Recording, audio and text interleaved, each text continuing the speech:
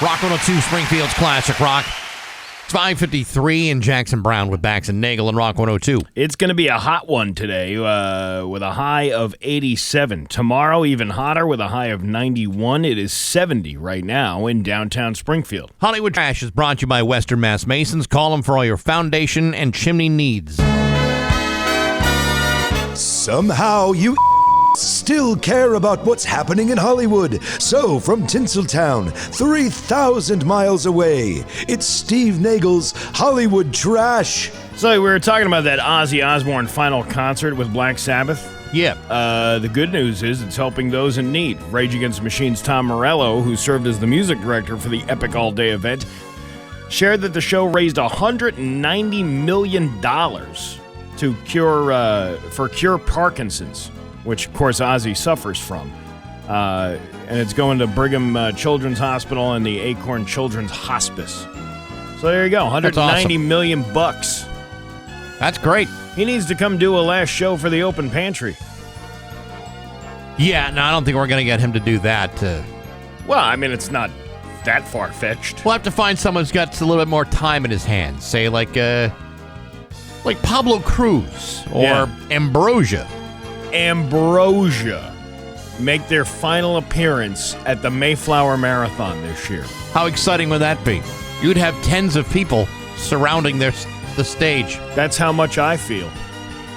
I like to see what you did there. Yeah, very clever. Let's see. It's no secret that 61-year-old Brad Pitt seems to be a real-life Benjamin Button, but his backwards aging may not be due to his luxury skincare brand, Beau Domaine. So what's his secret? A Turkish plastic surgeon speculates in a post that Brad had a facelift sometime before filming F1 the movie due to a scar behind his ear. Someone in the comments suggested he could have had multiple facelifts, as well as an embryonic stem cell injection and platelet-rich plasma injections, while others suggest his youthfulness is just a result of divorcing Angelina Jolie. I think I'm probably going with that one. Maybe. I mean, look at all those kids she's got. She should live in a shoe. We don't know she doesn't.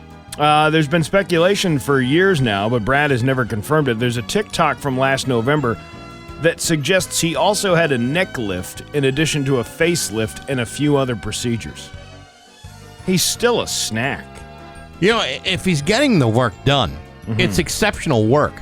Because he doesn't, you know how like some people have like the cosmetic surgery and they just don't look right? They don't look like human beings anymore? He still looks terrific. Without all the Hollywood makeup? Well, I mean, you know what I mean. UFC goon Conor McGregor turned 37 yesterday, and he celebrated his birthday by having pictures of his wiener posted all over the internet. But it was his own fault, because Conor allegedly sent the nudes himself to rapper Azealia Banks, and she was not interested, so she tweeted them for the world to see. You know, not for nothing, but if I'm going to send you pictures, they're probably going to be like, random snaps, maybe some selfies, but I'm not going to be taking pictures of my junk and send them to you. Well, I mean, apparently people do this all the time, but wouldn't you want the other person to be welcoming to those versus just randomly sending them? Hey, you know what? I like that rapper. I'm a UFC guy. I think she would like to see pictures of my penis. And then he just sends it. And then she says, how you gonna send a bitch some crooked penis pics then threaten her not to tell? Do you know who the F I am? I don't think it matters who you are. If she didn't ask for him, you shouldn't send him out. I like the way she talks. Like, how are you really going to sexually harass me with a potato farmer penis then threaten me not to tell? Honey, ain't you trying to be the president of Ireland? What is giving fam? Use some effing sunscreen. Damn. He must have a sunburnt member. Connor has not responded, and to be fair, we don't know for sure that the pics are legit or that he sent them. He has a fiancée that he's been with forever, but he was also recently spotted kissing a mystery lady. Ah, boy. See, it's always the mystery lady. Let's see. People over at Ranker.com are voting on their favorite old-school cartoon characters. These are the characters who are old age, not characters who have been around for a long time. Oh, it's old, like geriatric cartoon characters. Okay. Although that's true for some of them. Here are the top 20. Genie from Aladdin. He's old. He's sure. Like 4,000 years old. At least. Doesn't look a day over 3,000. Professor Farnsworth from Futurama. Mm-hmm. Cosmo from The Fairly Odd Parents. Sure. Wall-E, the robot. Yes. Oogway from Kung Fu Panda. Papa Smurf. Minions. Bender from Futurama. Mama Oldie from The Princess and the Frog. Carl Fredricksen from Up. Does anybody at Ranker have other important things they should be reporting on? No. Or have they just simply run out of ideas of things to list? Well, you gotta run. You run out of ideas. Maybe this was the same list they did 10 years ago, and nobody's even paid attention to it. I'm convinced that's true. I don't like that movie Up. You don't like that? Well, from a widower's perspective, you really, that's not something that. Yeah. Oh yeah, let's sit down and watch Up together. I was fine with that movie up until that whole balloon floating thing. Well, that was the whole point. Kind of like Jurassic Park. Take away the dinosaurs, it's a much better movie. Yeah, I was saying the same thing about Land of the Lost. Yeah. If they hadn't gotten lost in that weird world, then the show would have been so much better. I found the Slee Stacks a little distracting. They were very distracting. Hey, how come is that show, whatever happened to that show? Land of the Lost. Maybe they got found, and they didn't bring Shaka along with them. But it was like, it was a very, like, poorly put together, like, set, right? They did everything, like, in one scene kind of thing. I think back in 1975 when I was watching that show, when I was saying, hey, this looks kind of fake to me. I saw them as reruns. I didn't even... You saw them first run. Yeah.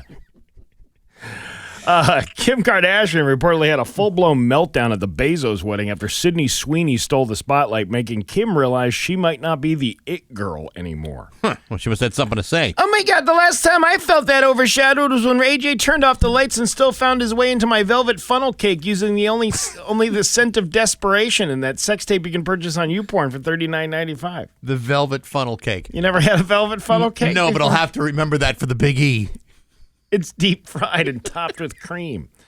Caitlin? Well, I never got that done and dirty with your mother, Chris Kim, but she once asked me to test her earthquake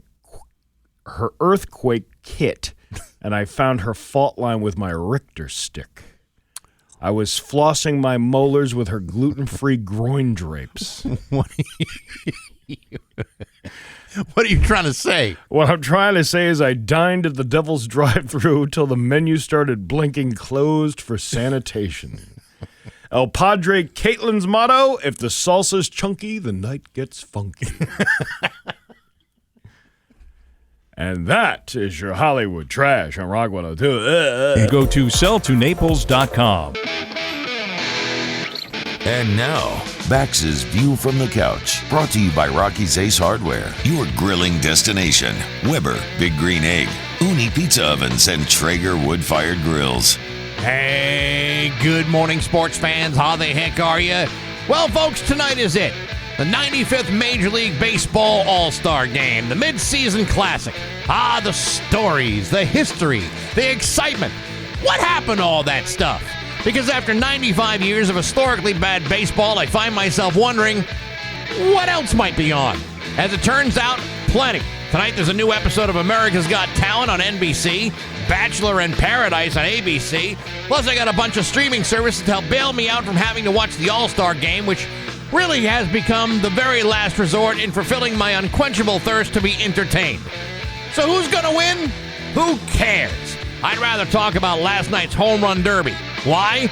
Because if it's interrupting the Red Sox 10-game winning streak, I feel like I should be getting something in return. As some of you may know, last night's home run derby was won by Seattle Mariners catcher Cal, the Big Dumper Raleigh. Raleigh, who currently leads the major leagues with 38 home runs, became the first catcher in history to win the Derby, smashing 18 over the fence in the final round to beat Tampa's Junior Campanero. Now, before you start buying your big dumper T-shirts at Dick's, you should be aware that the final round, the pitches were being thrown by Cal Raleigh's dad, Todd Raleigh, former coach at Tennessee and Western Carolina. And catching for the older dumper was the big dumper's little brother, the little dumper, Todd Raleigh Jr. Folks, I don't care what sort of conspiracy nut you might be. There is something about these dumpers that stinks. You got Dad pitching to the son with his other son behind the plate competing against another guy who's probably not getting served up half the meatballs that are being served up by the other guy's dad. I haven't seen this sort of Nepo baby favoritism since I took full credit for winning back-to-back Pinewood Derby championships with cars that were built by my father back in the 1970s. No, sir, something about this doesn't seem right. Thankfully, I'm willing to mind my business and not do something rash like ask for a do-over, since no one should have to watch the Home Run Derby twice. But hey, enough of my yapping. Sports brought to you by Rocky's Ace Hardware. You got a pool? I'll be right over. I could swing by Rocky's on the way in case you need any supplies, like chlorine tabs or filter sand, what have you, because Rocky's Ace Hardware has pool and spa supplies right now. I'm Bax. That's my view from the couch. Rock 102, Springfield's classic rock at 6:14. And Aerosmith with Bax and Nagle on Rock 102. Going to be muggy and hot today with a high of 87. Tomorrow, more of the same with a high of 91. It is 70 right now in downtown Springfield. Mike Quincy from Consumer Reports is going to be joining us after 7 o'clock. And then after 8, Dr. Mark Kenton, who has been on our show many, many times, a former head of emergency medicine at Mercy, going to talk to us about what's been going on with medicine in these parts. Medicine in these parts? Yes. We've all got parts that are not feeling so good. I was going to say, is he bringing some little lidocaine and maybe some, what's that antibiotic stuff? Penicillin. That's what I need. Well, he'll be on the phone, so he's not actually bringing it here. What about lice? Yeah, I don't think they use medical-grade lice. The lower kind. The lower kind. Gotcha. The ones that get entangled in the lower beard. Yes. Yes, I think you need the brown soap and that little comb. Every once in a while, I'll have like a theme in my life going on of things that I'm doing that are all kind of related somehow. Okay. I went and visited my brother over the 4th of July weekend, and him and his wife bought this camper in a campground off of Lake Ontario. And we went up there for a night on that 4th of July weekend. And I can't, it was always one of those things that in my head that I'm like, you know what? I maybe I should get a camper someday, because you're talking about your camper and how much you love it. And Dan's got a camper. Dan's got a camper. My brother's got a camper. He's in that campground with all those people. You have other people in the campground? Sure. Do you talk to them? Yes, of course. Do you hang out with them? Well, I may hang out with some, sure. No, but you probably have a campfire at some point, and hey, the neighbors come over and they come and shoot the breeze with you. For of course. A while. And that sounds all fun and nice and dandy. Mm-hmm. It also just so happens I'm going to be doing stand-up comedy at a campground this weekend. Really? Yeah. Campground comedy. Campground comedy. And it's actually one of these big things. These people are really into it. They're there for a show. Mm-hmm. They hire comedians to come in and berate them. Because I don't know if they're berate them, but that's what I'm going to do. Good. But the idea, because I don't mind the glamping part, Sure. You're not really camping. It's not like you're pulling a tent out and you're getting a sleeping bag and doing it like you did in the Boy Scouts years ago. This is, you have a trailer. Sure. That is, it's got functions, it's got plumbing, it's got things like that that you want to do. I'm looking at this whole thing going, look at all the maintenance that needs to be done to this thing every single year. And, while my brother bought himself a fairly newer trailer, there's still things to be done. He just had to stain a deck. Yesterday he was showing me pictures. He was doing, but to me it's like, yeah, you got this, and then he's got stuff at his own house to still do, like mow the lawn and paint things, but yet you're maintaining both. Where is the pleasure when you have so much to do? Well, I mean, first of all, he's got a deck, which was his choice. That was his choice. It came with it. It came with it. Yeah. All right. Well, restaining it is his choice. He could allow it to not be stained, not be beautiful. See, I don't have a deck on my camper. Right. So I don't have to worry about staining anything. All I have to do is, make sure that the gutters are clear and that I take care of the gray and black water tanks. All right. So here's the other thing that really got me. Yeah. When we got there, the rule was, this was his wife talking, you can use the bathroom for number 2, but don't put any toilet paper down there because it'll clog up the system. Oh, my God. That is such a misnomer. So I was like, you know what? Nothing says a relaxing weekend than having to go number 2 and walking out of the bathroom with a Ziploc bag full of a hot, steamy tissues that you just used in your camper. Are they hooked up to a septic system on that thing? I think they might be. Yeah, you know what? What? That's BS. That's what I'm saying. You can flush toilet paper down that thing. And for the record, I went to the bathhouse to do my business, which was not too far down the little road, because I wasn't dealing with that. I'm not coming out with a warm bag of surprises after I come out of the bathroom. The only warm bag of surprise is when I have to pick up after the dog. When the dog does his business, that's acceptable. I pick it up, I put it in a little bag. You got to keep the campground clean. I get that part. Yes. I'm talking about the human beings having to go. There are some people that believe that you should not be flushing toilet paper. There are some people say you can only flush certain kinds of toilet paper.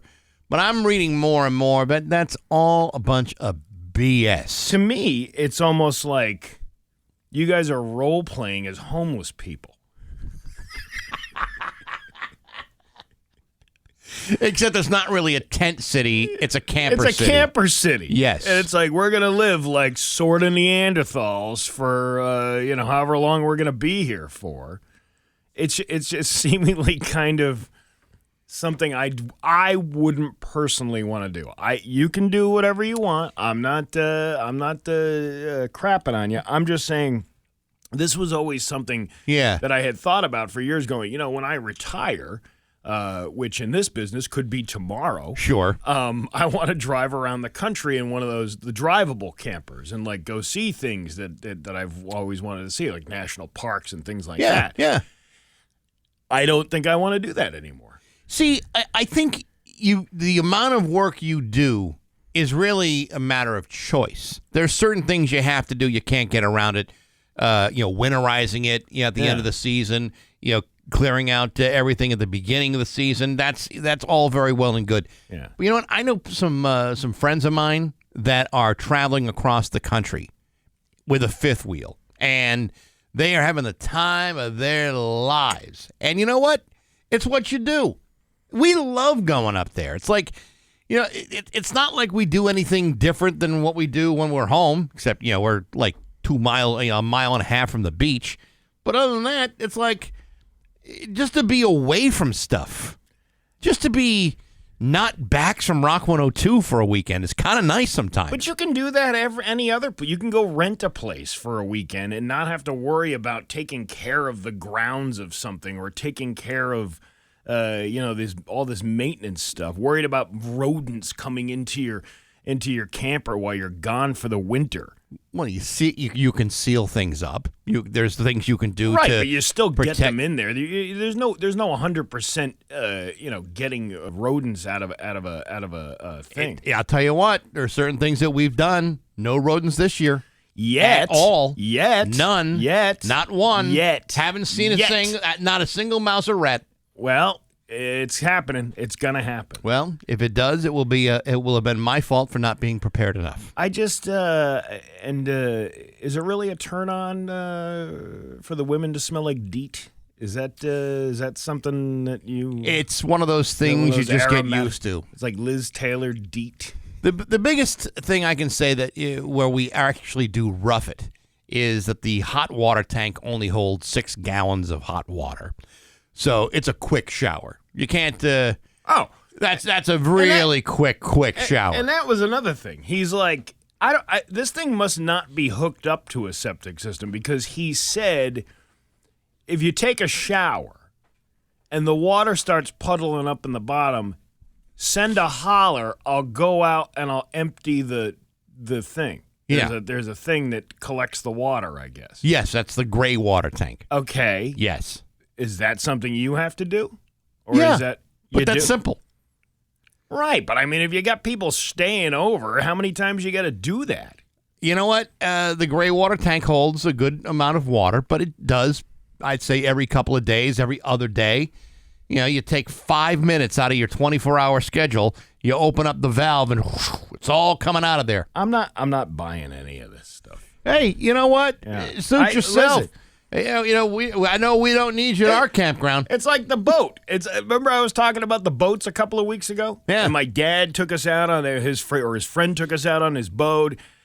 Of course, that was in the ocean. That was in the Gulf of Mexico or America, whatever you want to, whatever the hell's the name of it is this year. Right. We went out on the Gulf, and we come back with the boat, and he's like, "I'll meet you upstairs inside for dinner." And the guy was gone for an hour and a half. You know what he was doing? Cleaning the boat. You gotta spend all that time cleaning the boat. Like, how is that pleasurable? See, but I don't have to spend the whole year cleaning the camper. Yeah, I mean, I can. But I'm just talking. I can actually about, pay. There's a guy at the campground. Pay him $100. He'll power wash the whole damn thing. Power wash the whole thing. Yeah. Totally worth it. Looks like a brand new camper. I don't know. It's still it's added costs. It's added measures. It's added. Listen, for what it doesn't sound like a good time. For what I pay per year to be at that campground is less than what I would pay for a full week at the beach in, say, like Mesquamaket. Yes, but you have amenities like a full working plumbing toilet and things like that, and you don't have to empty the waste at the end of the season. No, you don't have to do that. Empty the waste every couple of days. So what? You spend $1,500 for a week somewhere at a beach, but at least, hey, you know what? At least I had turn down service in the morning. It's 6:25 at Rock 102. Gary, Yes. It's 6:28 with Bax and Nagle and Rock 102. Sully! We'll have the forecast for you. Stephen Sullivan. Sully. We'll call him Sully. I'm sure there are people that call him that. Everyone named Sullivan gets called Sully at least once in their life, but I don't know if they're calling him that around Western Mass News. Well, I'm calling him that now, from now on. Okay, fair enough. Sully and Liam. It's like the two Irish boys given the weather every day. Yes. Hey, would you like to laugh? I would love to laugh. There you go. It's Bax and Nagle's Joke of the Day I'm funny how? I mean, funny like I'm a clown, I amuse you. on Rock 102, I make you laugh. Springfield's classic rock. So a boy tells his father, "Dad, I have such a strong desire to live forever. What should I do?"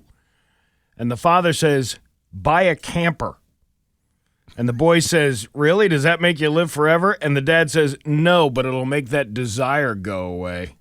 Oh, I see what you did there. Yeah. Yes, that's clever. Yeah, well, it's not untrue. Well, I don't know about that, Steve. I don't know about that at all. Enjoy your homeless role. Okay. All right. Bax and Nagle in the morning on Rock 102, Springfield's 6:32 with Bax and Nagle and Rock 102. It's time for news brought to you by Yankee Home Improvement. Get 50% off installation on your bathroom or window project with 0 down and 0 interest. Call now, mention Rock 102. Get an additional $750 off through July 31st. Here's local radio icon Steve Nagle. Thanks, Bax. A heat advisory is going to be in effect for central and eastern Hampden, Hampshire, and Franklin counties from 11 a.m. Until 7 p.m. on Thursday for heat index values around 100 degrees. Tuesday starts off partly to mostly sunny for the morning. Overall, much of the day will be dry and bright. During the afternoon, with the high humidity, we have a chance for some scattered showers to develop, as an isolated weak thunderstorm can't be ruled out. It'll be hot with high temperatures around 90, feeling close to 100. And Wednesday, partly sunny with a chance of a few scattered showers in the afternoon and evening. An isolated thunderstorm is possible. So turn the AC on or go to a cooling center. That's the only way you're going to be... safe. There's places a person could go to cool down. A movie theater. Yeah. The refrigerated section of your local package store. Yeah. I believe they allow people to walk into CNS wholesalers in the fridges, just to roam around, pretend they work there. I don't think you can. You don't think so? No. Well, there's got to be some other options. Restaurant Depot. You go to a Restaurant Depot, that whole one section is a big, giant refrigerated section. You just go hang out in there all day. They don't mind. Some people call that loitering, but, if I think on a hot day like today, I think it's a matter of survival. I can't imagine working in a place like that where you're wearing winter clothing all year long. And even in, heat like this, you're working in that all day long. You get so used to it, and then you walk outside and you get smacked in the face with a heat wave. I can't even imagine that. No. A car crashed into two homes on Eastern Avenue in Springfield late Saturday night. The injured driver was later arrested and facing several charges, including armed carjacking. You can do that to a car? You can jack a car? You can jack a car away from somebody. You cannot jack a house. Well, I take that back. You probably can if you need to pour a new foundation. How do you clean up all the fluid after jacking a car? I don't think it's the same type of thing that you're thinking, Steve. You just bring kitty litter with you wherever you go? No, I don't think that's the case. Springfield Fire Captain Droopy Monty stated that crews were called to 283 Eastern Avenue at approximately 11:30 p.m. on Saturday for a vehicle crashing into a house. The occupant of the vehicle had reportedly freed themselves and sustained non-life-threatening injuries as a result. Oh, no. He hit a house twice. The driver was brought to Bay State Medical Center to be treated. In a news release on Monday by the Springfield Police, 18-year-old Malachi Williams of Springfield was arrested and charged with all kinds of stuff. I could sit here and read them all. We'd be here all day. Show ends at 10. We got guests and everything. Making a firearm without a serial number. That's a good one. Possession of a machine gun. Possession of a loaded machine gun. Mm-hmm. And he hit two houses? Yeah. I could say, all right, maybe hitting one house, probably bad enough. Hitting two houses, that is really going to affect your insurance premiums. Isn't that your mom is so dumb she would hit a parked car? Yes. I mean, this kind of falls in line. You're hitting a house that doesn't move out of the way. Well, he blew the horn. Well, the house didn't heed. Police The house did not yield its right of way. Police say they received a report around 8:05 p.m. of an armed carjacking that occurred near the intersection of Elliott Street and Salem Streets. Officers then discovered that the same vehicle had crashed into two homes on Eastern Avenue. They recovered a large-capacity ghost gun, which has a sear selector switch, making the firearm a fully automatic machine gun. Multiple individuals lived in the building affected by the crash. The front wooden porch area had been damaged completely and is no longer functional, and the residents will have to use their side door to enter and exit the home for the time being. This is an outrage. We have to use the side door. That's only for heathens. And now we got to walk in it every day. Oh, God. The patio of the home is also slanted, and the gates have been knocked down as a result of the crash. The porch of the other home is slightly damaged. One of the homeowners said she's surprised by the community support. We've read this homeowner story. Says what? Yeah. Well, she said it yesterday. We already said what she said yesterday. This is just a regurgitation of the story when they found a suspect. I see. All we got to do is just add the name of the guy arrested, and then we can put the same story we put in yesterday. Now, this young man had multiple weapons on him. Mm-hmm. I'm just asking, as the provost and chancellor of the Steve Nagle College of Criminal Knowledge. Absolutely. How many weapons are necessary to jack a car? I would think only one, not multiple weapons. Even if you're jacking more than one car in a night, one good-sized gun. Owner of the car is getting out. Anytime I jack a car, I just use my hands. And a bunch of napkins. It's called hand-to-gland combat. You just jacked a minivan. You can fit a lot inside of that thing. I bet you can. Yeah. 4 men are facing multiple charges after a joint law enforcement operation in Holyoke on Friday led to the seizure of drugs, cash, and illegal weapons. Said lawyers, guns and money. According to Holyoke Police Chief Brian Keenan, the multi-agency investigation, which yielded the seizure of heroin and fentanyl, crack cocaine, cash, and illegal weapons, focused on drug trafficking in known problem areas of the city. Around noon on Friday, July 11th, officers received a notice about drug activity in the area of Elm and Appleton Streets. Authorities said Alfonso Rivera, 38, was identified as a suspect dealing heroin and fentanyl in the area. He was taken into custody, and officers recovered additional heroin and fentanyl and cocaine along with $375 in cash. Now, that's not the fella from The Fresh Prince. That's what that was Alfonso Ribeira, right? This is Alfonso. I almost thought. Yeah. Because you imagine getting arrested and all of a sudden he breaks into that dance? Yeah. Doing the Carlton? Doing the Carlton, yeah. Should go to jail just for doing that.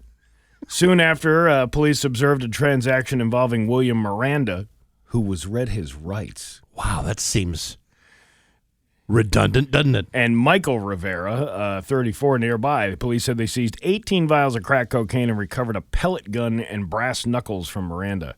Will they be charged in appellate court? See what you did there? Yeah. 2 hours later, investigators spotted Raymond Maldonado, 45, after allegedly conducting drug transactions near Pine and Dwight Streets. Officers said they found cocaine, approximately 68 bags of heroin, and $890 in cash. He was then placed under arrest. The 4 suspects face a slew of charges and were probably already arraigned, and we just don't have the update on it. What are you going to do? I don't know. I'd like to see that guy do the Carlton, though. I don't think he can. Can't do it with handcuffs on. Experience a flavorful slice of the 19th century farm life this weekend at Old Sturbridge Village during the Churn-Back Time Dairy Discovery Days. This hands-on event explores traditional New England dairy practices and will take place at Old Sturbridge Village on Saturday and Sunday, July 19th and 20th. Will be a butter churning exhibit? Yeah. You see how they used to jack horses instead of jacking cars back in the day. Ever jack a Maverick? Oh, I've jacked a Maverick before. I've jacked a Mustang once. That had to be a challenge. Oh, yeah. The event is set to feature demonstration by costumed interpreters who will churn butter, craft cheese, and tend to milk cows using historic tools and techniques. Guests can engage with interpreters, learn about early American agriculture routines, and even witness cow milking in action. Or you could not go and enjoy your weekend instead. Yeah. You could go carry a bag of soiled tissue out of your camper bathroom. That's more relaxing. I tell you what, if it's a choice between emptying my black water tank or going to Sturbridge Village to churn butter, I think I'm going to stick around the campground. The village's scoop shop will offer ice cream to complement the experience. They didn't even invent ice cream back then. No, of course not. Well, no, ice cream's been around for a while. It wasn't. When was ice cream invented? Let me look up the internet. I'm sure it won't lie. Was ice cream invented? 4th century BC. Yeah, see, it's been around for a long period of time, Steve. I thought it was like the 1800s when some guy... Yes, the earliest forms of ice cream were made in Persia in 550 BC. Oh, ice cream soda was invented in 1870. Oh. We didn't have this. We didn't have the seltzer yet. No, but still, ice cream has been around for a damn good long time. 16th century, the Mughal Empire used relays of horsemen to bring ice from the Hindu Kush to its capital, Delhi, used to create kulfi, a popular frozen dairy dessert. Oh, frozen dairy dessert. That was the original Breyers. Yes, it's not exactly ice cream, but it's like ice milk. Frozen dairy dessert. Right. So, yeah, they'll have ice cream there. But I don't remember that being part of the history of... That's not the kind of stuff they teach in schools, Steve, where they say, okay, children, gather around and let's talk about the history of ice cream and other frozen dairy treats. I remember Pilgrim Baskin and Pilgrim Robbins getting together and creating all those flavors. You don't remember Ben and Jerry Standish getting off the Mayflower? Yeah, that's who those guys were. Dozens of vibrantly painted cow statues graze across the open-air museum, providing whimsical photo opportunities for guests of all ages. How could you not want to go to this? Churn Back Time. That's my favorite Cher song, by the way. That's a good one, too. Also offers educational insights into the essential role dairy products played in the early 19th century households, from nutrition and preservation to commerce and community life. Admission to the event is included with standard daytime entry. And you can purchase tickets on their website. Children 3 and under are free. How'd they get so lucky? Well, they don't want all the kids over 3 because then all that ice cream's going to be gone. This sounds fantastic. Don't knock it until you see it. Listen, I have seen butter churned in my lifetime. Have you ever seen a horse getting shoed?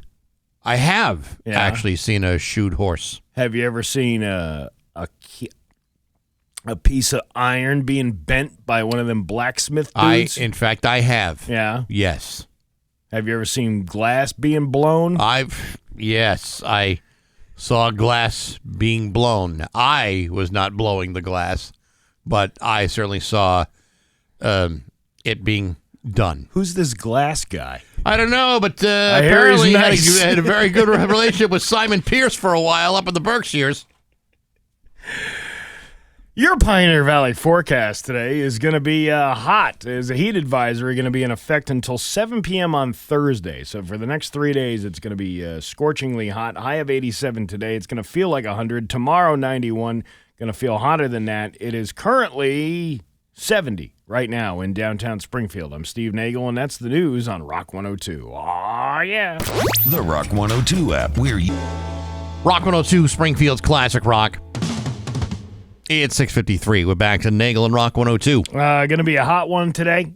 Heat advisory in effect until Thursday at 7 p.m. High of 87 today, but it's going to feel like 100. It is 70 right now in downtown Springfield. The Rock 102 Wing Thing is coming back Saturday, August 16th, but here's the catch. It's a brand new location, the Young Building at the Eastern States Expo, the Big E, brought to you by Aqua Pump and Dave Miner Exterior Home Improvements.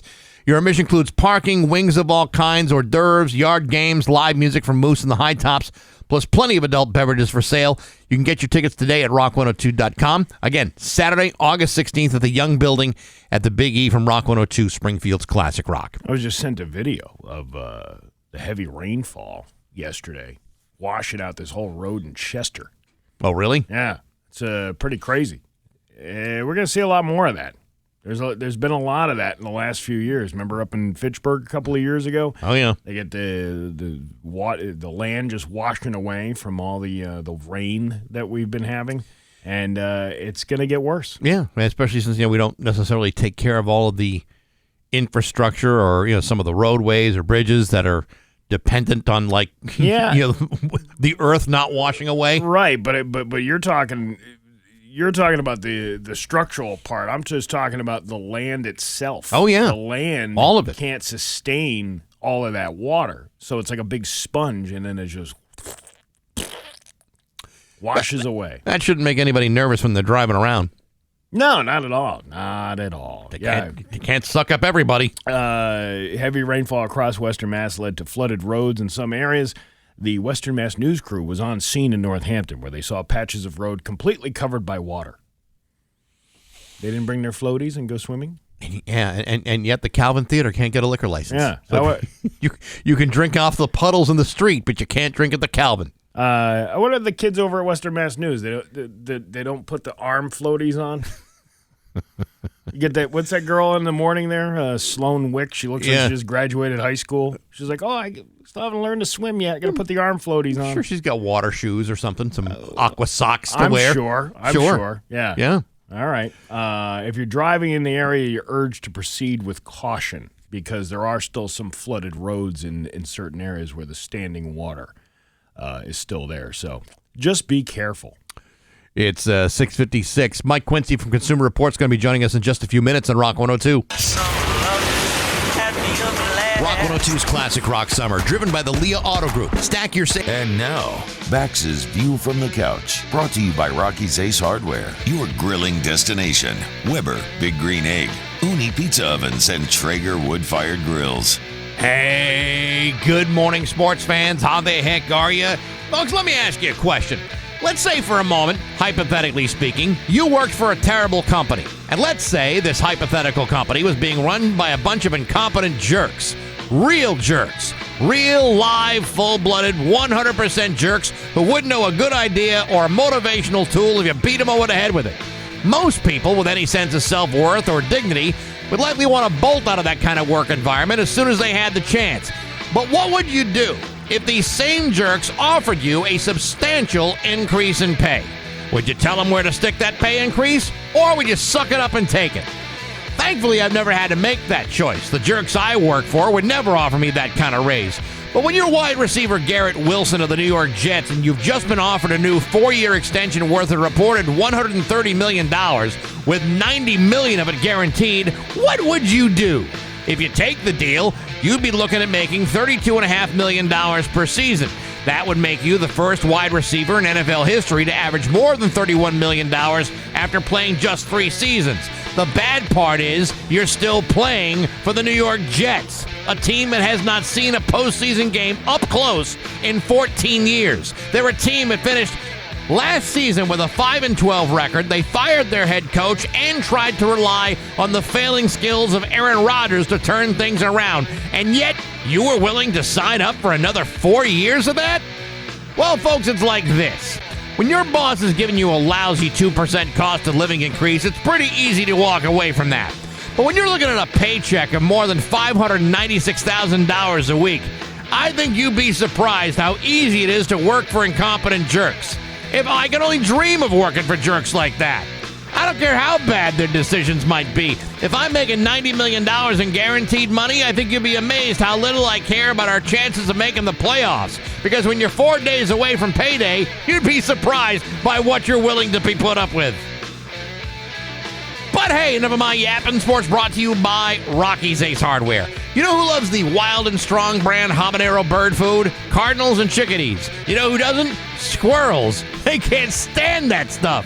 But songbirds can't taste the hot pepper. So you go to Rocky's, get the Wild and Strong bird food, $6 a bag. Habanero and all sorts of assorted flavors available right now at your neighborhood Rocky's Ace Hardware. I'm Bax. That's my view from the couch. Rock 102, Springfield's Classic Rock. Classic Rock at 7:10 and Billy Idol with Bax and Nagle on Rock 102. It is going to be a hot one today. A heat advisory is going to be in effect from 11 a.m. today until 7 p.m. on Wednesday. Sunny and hot today with a high of 89. Going to feel like over 100. It is 71 right now in downtown Springfield. Mike Quincy from Consumer Reports got a brand new article out called Popular Small SUVs to Avoid and What to Buy Instead. He's on the phone with us right now. Good morning, Michael. How you doing? Morning, guys. How's it going today? It's going good. How are these things considered popular despite some of the underperforming in all of these reviews that you folks do down at the Consumer Reports? Well, I mean, one of the reasons they're popular is SUVs in general are the fastest growing segment within the automotive world, and the smaller ones tend to be cheaper. And I don't know if you've noticed, but there's not a lot of new small cars for sale anymore.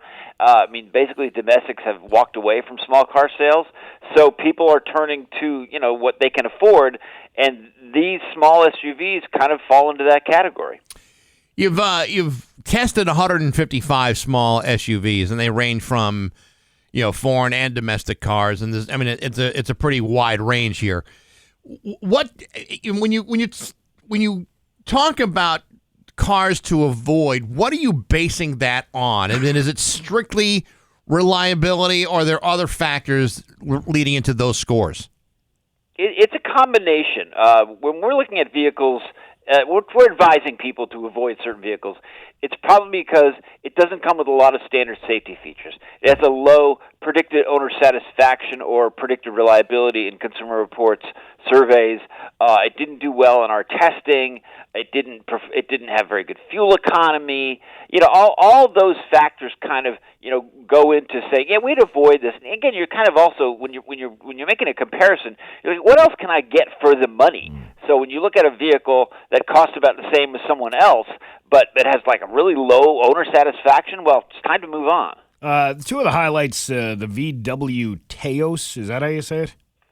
Taos. Taos. It's a Taos. It's like a house, but it's a Taos. Taos. And the Ford Escape. Models to avoid. What specifically are the reliability issues that people are finding out after they purchase these things?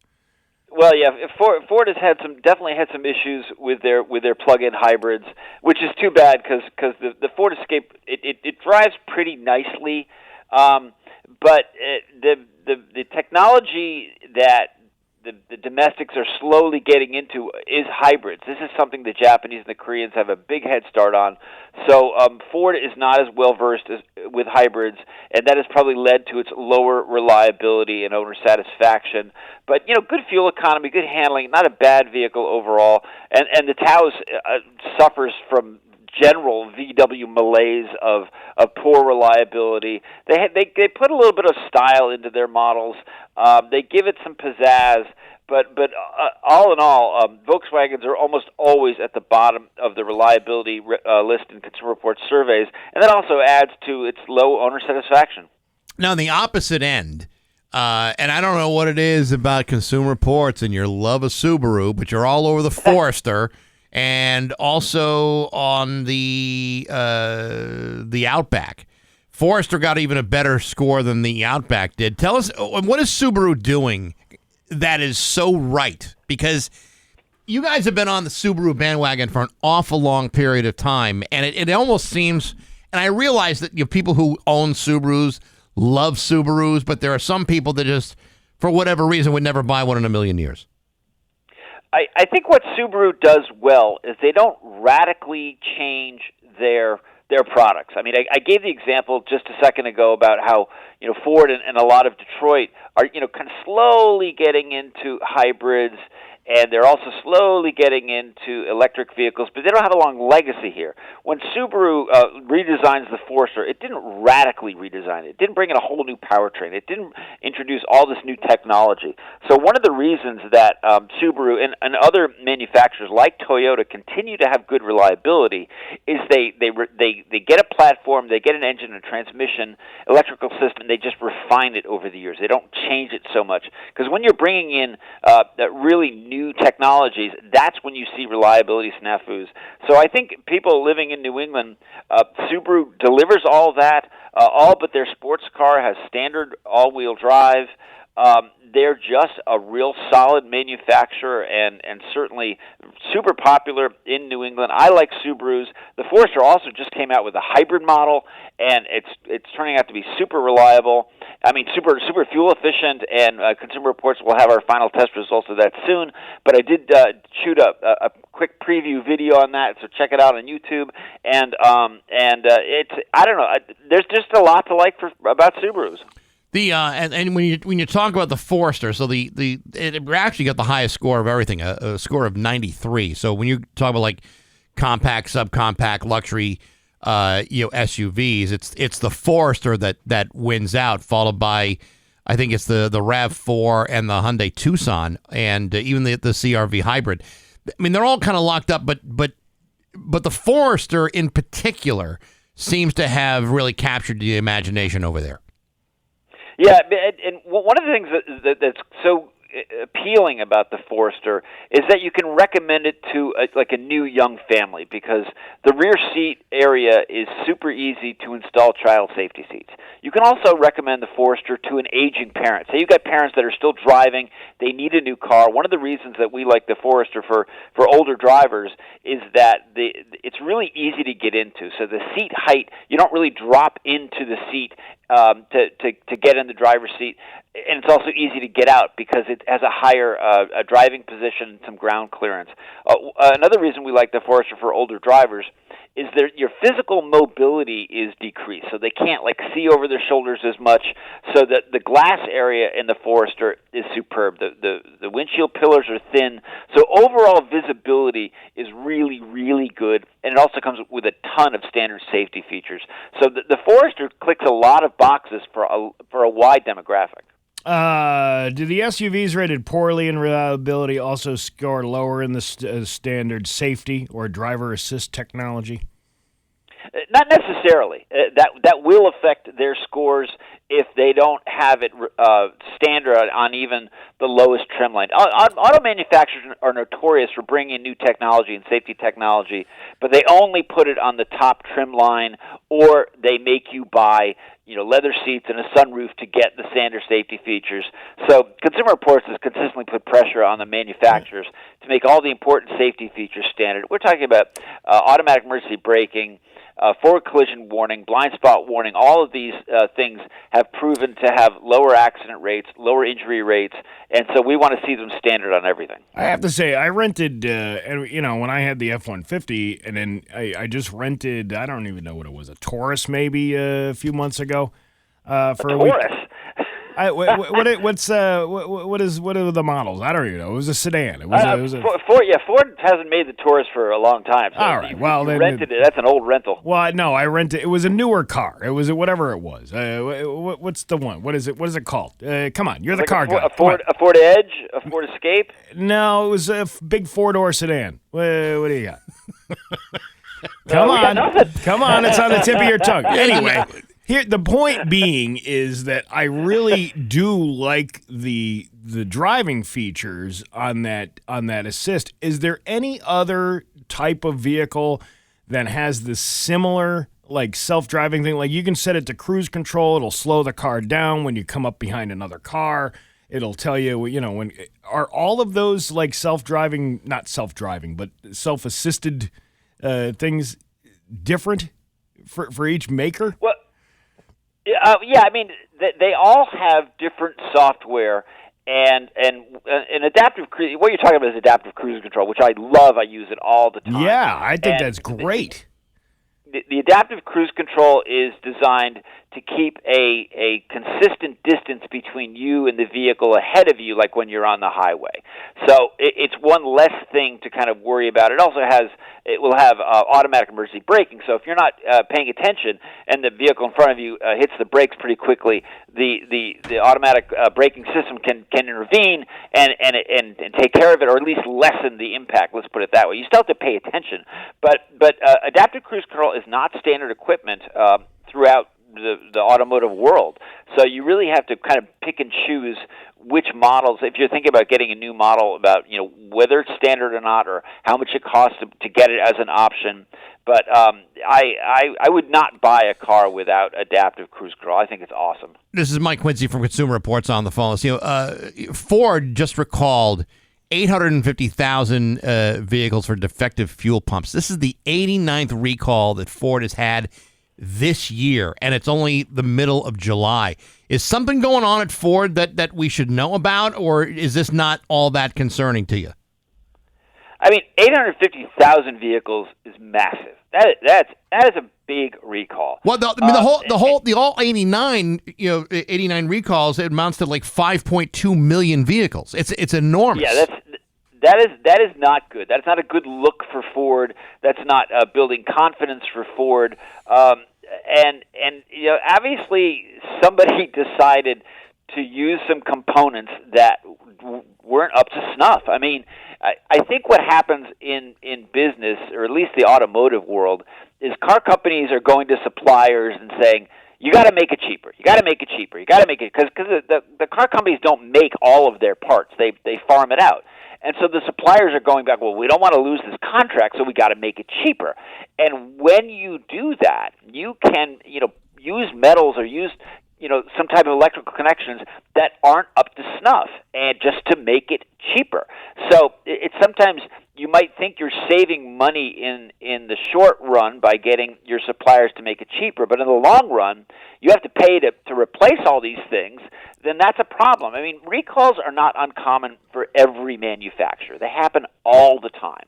And in general, a recall is a manufacturer basically saying, we know we have a defective part, bring it to the dealer, we're going to fix it, it's not going to cost you any money, and most of the time the recall fixes the problem, it's not an issue anymore. But recalls of this magnitude that you're mentioning Bax are just a headache for the dealers, a headache for the manufacturers, and it's going to cause customers to think, well, when I got to get a new car, I might not consider a Ford this time. And the other part of this is that Ford does not have a fuel pump ready to be installed into all these vehicles. They have the fix has not been created yet, so they're still working on the parts and everything and the design of the fix. They're not even close to addressing all this yet. Yeah, and this is also what's happening. You might remember the Takata airbag recall. That's been going on for 20 years, and they're still replacing airbags. It is mass production. I'm sure the COVID interruption messed everything up. But yeah, I mean when you're using the same this kind of fuel pump, and I don't know the exact problems of why it failed. But when you're using the same one in millions of vehicles and they all fail about the same time, that's a big problem. Volkswagen went through this 15 years ago with an ignition coil that all their cars had, and the car would just stop because it couldn't run anymore without it, and it was a big problem for Volkswagen too. Mass production is very, very tricky. I know there's one thing we want to talk about that is not car related. August 2nd and 3rd is the Pan Mass Challenge. I know you're going to be riding it again this year. Tell us about it. Well, the Pan Mass Challenge was started in 1980 by a guy named Billy Starr, who lost his mom to cancer, and he and a bunch of his friends wanted to do something. So if you can imagine, you probably remember 1980. They got on their 10 speeds with their blue jean cutoff shorts and rode across the state of Massachusetts and raised money for cancer research. And ever since then, the Pan Mass has been going on every year. Usually it's the first weekend in August. It's usually wicked hot. And this year will be my 11th year riding the Pan Mass.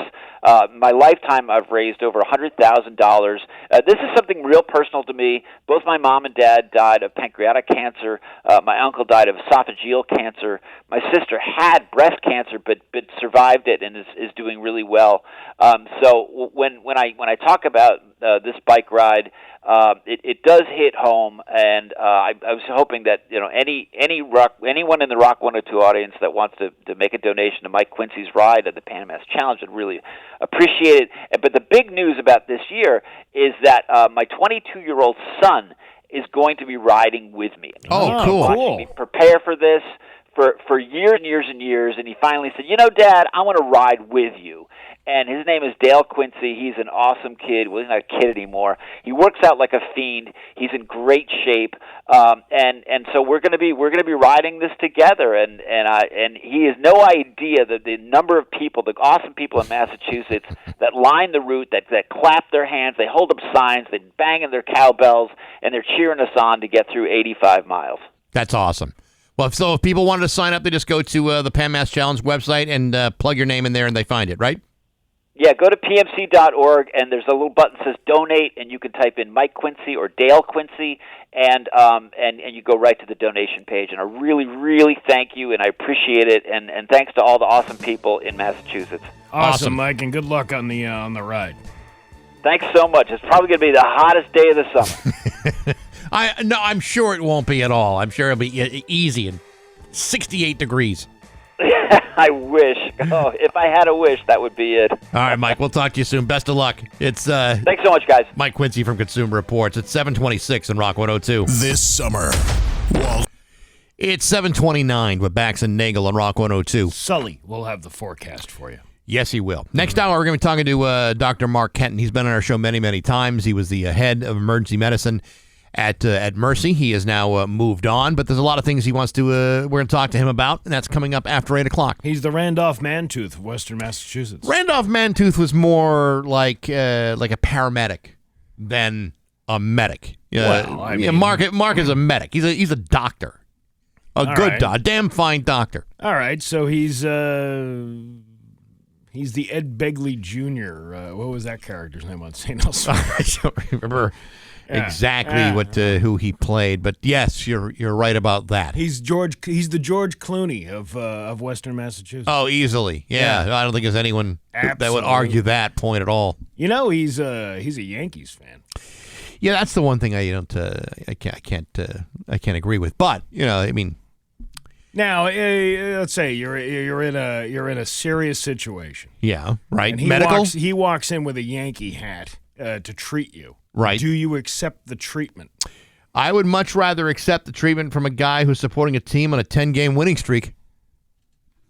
Well, I'm just saying. Would you let him work on you? The guy's got a great batting average right now. Well, right now he does. Sure he does. What about in the bad times? Well, listen, I can't be everyone's got a bad day. Yeah. From time to time. Yeah. I'm just saying. It might be something you want to look into. We got news coming up next to Rock 102. Here's your Western Mass News. 34 with Bax and Nagle on Rock 102. It's time for news, and it is brought to you by the law offices of Mark E. Salamone. Injured? Tell the insurance company that you mean business. Call 1-800-WIN-WIN-1 right now. Here's local radio icon Steve Nagle. Thanks, Bax. There is a heat wave going to be in effect from 11 a.m. today until 7 p.m. on Thursday. It's going to feel like it's over 100 degrees here in Western Massachusetts.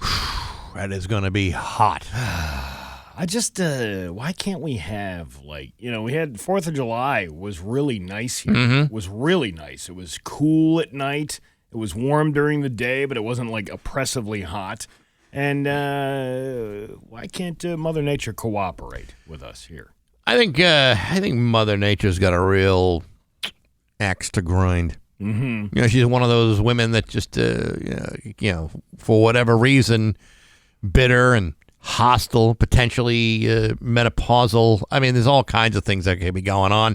We don't know for sure. It's all speculation. But she seems to have a real bug up her ass. Yeah, I don't know what's going on with that broad.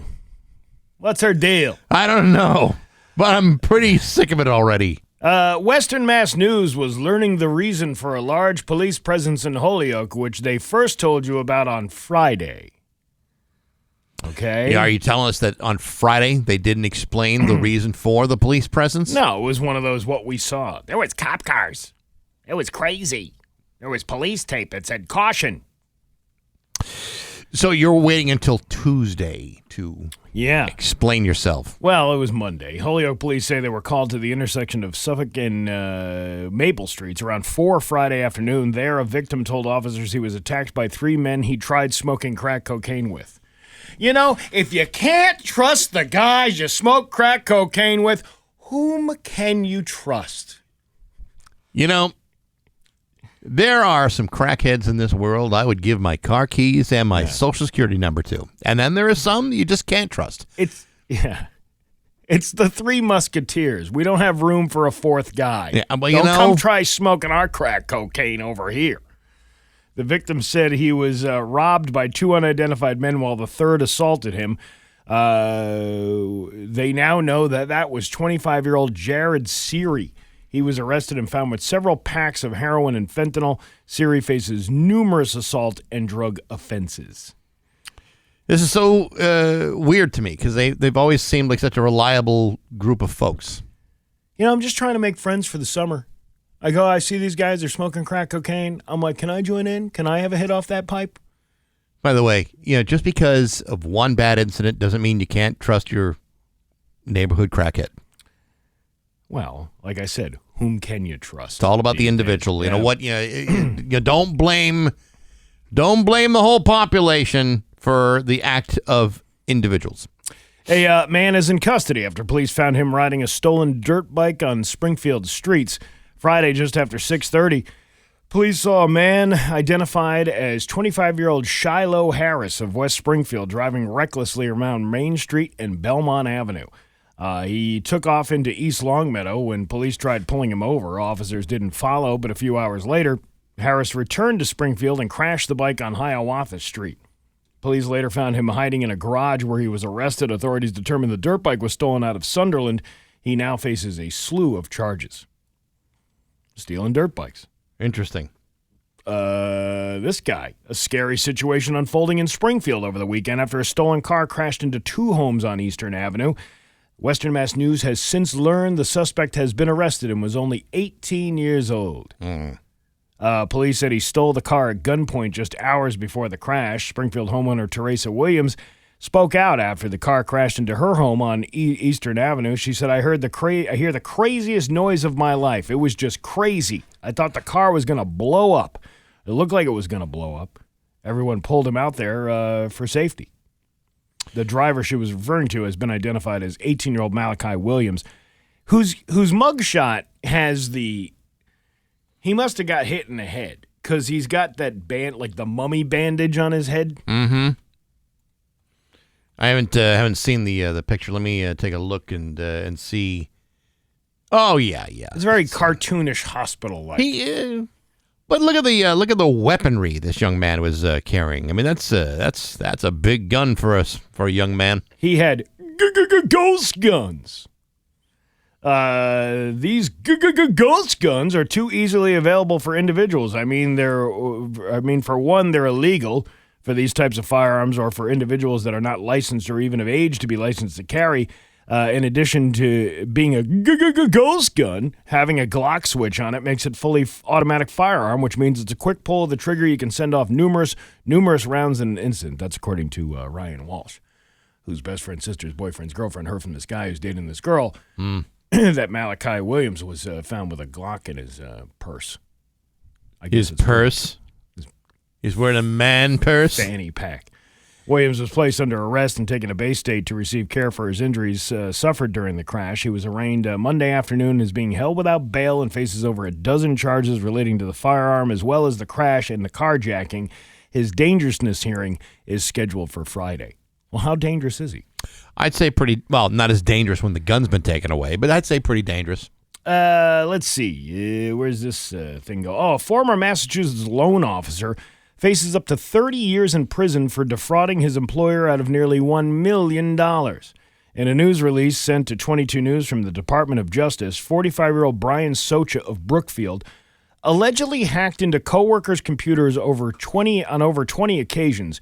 He's accused of secretly raising the credit limit and lowering the interest rate of the home equity line of credit, HELOC, on the home he and his wife owned.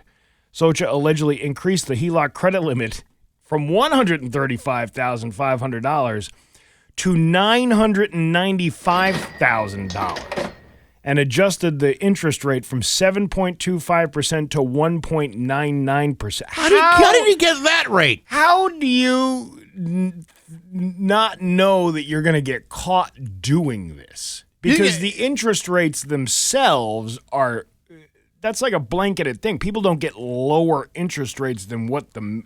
Isn't that right? Well, I mean, you can refinance something for a lower interest rate. I just didn't realize that was it 1.9? Yeah, all right. I didn't realize that was available. Explain this to me, though, because I don't know nothing about this. Okay. Like when I got approved for a mortgage, I was approved at 2 point something, whatever the hell it was, right? Sure. Is that the lowest the rate can go at the current time that the rates were? Because you can't go lower than what the current interest rate is, right? I don't know anything about finance. All right, so so I could be wrong about this, but my understanding is, and it's been a long time since I've had to really deal with the nuts and bolts of this. Yeah. There is a prime lending rate. Mortgage rates are set at a certain amount. Right. Depending on your credit, your debt history, your right. history of payments, whatever it may be, you may qualify for higher than that or less than that. If you don't qualify for less than that, you may get a higher rate, but if you improve your credit rating, you could refinance your mortgage for a lower rate that makes sense. Gotcha. But now you're talking about what they say, 7% to 1.9. That's a big jump. How that doesn't have any red flags bursting out of it, I'm not really sure. But I would think that would be quite alarming to say someone in a bank wondering, well, how did that guy go from that to this? He clearly worked at a loan. He's a loan officer, so he clearly had the insider information. Sure. And of course, interest rates do fluctuate over time, but that's a pretty dramatic drop all of a sudden. You remember Hamden Bank? I do. I remember somebody who got fired from Hamden Bank years ago because she and her coworker thought it would be cool to see what it would be like to put $1 million into their account and then immediately erase it. Here's the problem with that, though. The computer recognizes that this is an insane amount of money, and you can't reverse something like that without obviously proper authentication by somebody who's in the official capacity of doing that. Aren't there penalties and fees for like an early withdrawal? Yeah, I believe they are, and they got fired for doing that. Really? Yeah. Can you imagine that? I can't imagine Mr. Drysdale or Miss Jane Hathaway bringing the person into their office and say, okay, listen, why don't you have a seat? Here's a cardboard box. Get out. I think she was in her early 20s when it happened. Listen, if you're going to get fired from a place, you might as well do it in style like that. Yeah, but you know what? Sometimes those things tend to follow you. Yeah. If you commit a crime at a previous Well, this job. wasn't a crime. This was just idiocy. Well, it's bank fraud. Yeah, but you didn't actually take any money. The intention was, let's just see what it looks like with $1 million in here, and then let's cancel that out immediately. You're not really taking any money. Unless you actually... It's still fraudulent, though. Is it really? Well, I mean, yes. You're depositing money into a bank that you don't have that kind of money, and you're taking money out that you don't really but have. Your intention is not to keep the money. This guy's intention was to get himself a nice credit line and maybe buy a new boat or a camper for that matter. But in that situation, all you're just doing is messing around with numbers on a screen. Yeah, but see, banks, lending institutions, financial institutions, insurance companies, they got a real bugaboo about that kind of thing. Do they really? Yes. I don't know why. They got a real bugaboo about those kind of things like, bear traps and sex with old ladies. They don't like either one of them. You don't think the guy at the top in the bank is like sitting there going, I wonder what it would look like if I had $50 million in my account? And nobody's questioning him because he's the top authority. Listen, there are people working at bank who'd be surprised they had $50 in their account. Yeah, that's true, too. I'm just saying, if I was the head honcho at a bank, I'd be doing all kinds of crazy. Oh, look at that! I got $100 million in my bank account now. Okay, yeah, you'd be the head honcho of the bank for all of like 5 minutes. I could be. Not with that kind of attitude. There are certain jobs where I don't think I would fare well in. Banking would be one of them. Yeah. Banking. What else could I never do? I could never work for a company like EverSource, because I would be having to be the guy in the hole while the other one stood around. Yeah, I would never elevate myself. I also don't see you as the executive type. Yeah, I just don't see you that way. I can be wrong. I hope someday I am wrong. Wait. I don't see you going to work behind a desk. I don't see you coming to work every day in a suit. I don't see you hiring and firing people. I don't see you necessarily. What if I started coming in here every day with a suit? You'd be the only person in the building coming in here with a suit. All right. What about a tie? A tie and a shirt. You don't even need a full suit. Tie, shirt. When was the last time you saw someone working here who had a tie? Just yesterday. I saw. Who? The big boss. He had a tie? Yeah. Where was he going? I don't know. Well, all right. What about golf shirts? What if I wore golf shirts? Because most of them wear golf shirts. Because we're a relaxed sales place. Yeah. See, but if you're like a Fortune 500 company, that you're not wearing the golf shirt unless it's casual Friday. We're like a Fortune 500 company. We're not even a Fortune 2 company. We're on the S&P 500. We're an unfortunate 500 company. What are you talking about? I really wanted to get to well, you know what? We'll get to the sex toy story after. Something break. to look forward to. Well, I mean, it's better than talking about suits. Sometimes we just don't know what to talk about. And sometimes we do. That's the magic of the show. It's going to be hot, hazy, and humid today with a high of 89. Heat index over 100. That heat advisory going to last until Thursday at 7 p.m. It's 73 right now in downtown Springfield. I'm Steve Nagle, and that's the news on Rock 102. Oh, yeah. It's 7:51 with Bax and Nagle on Rock 102. I just gave you the forecast. It's going to be hot. You might be able to get away with stealing ice cream from Walmart. Mm-hmm. But you can't get away with stealing ice cream and sex toys. Oh, my God. 40-year-old man in Florida named Jeffrey LaForge was arrested last Friday after stealing a long list of adult toys from a Walmart, which I didn't even know that they were into that. I thought it was something only online that you could purchase. I was standing in line at a CVS, and I don't want to say which one it was, but but it rhymes with... CVS. Anyway, they sell sex toys at a CVS. What kind of sex toys? Well, I didn't buy any, but they had all kinds of rubber protuberances that that fit them all. Yeah. Well, this guy stole from the store on 2 separate occasions, and his haul included a G-spot suction vibrator, right? A vibrating pocket wand for her, a tush toy, flavored lube, a dual vibrating massager, a mega massager, and a vibrating bullet massager, and an oral stroker. Well, I don't need that now. This one's for taking down police helicopters. And one Reese's peanut butter ice cream valued at $3.98.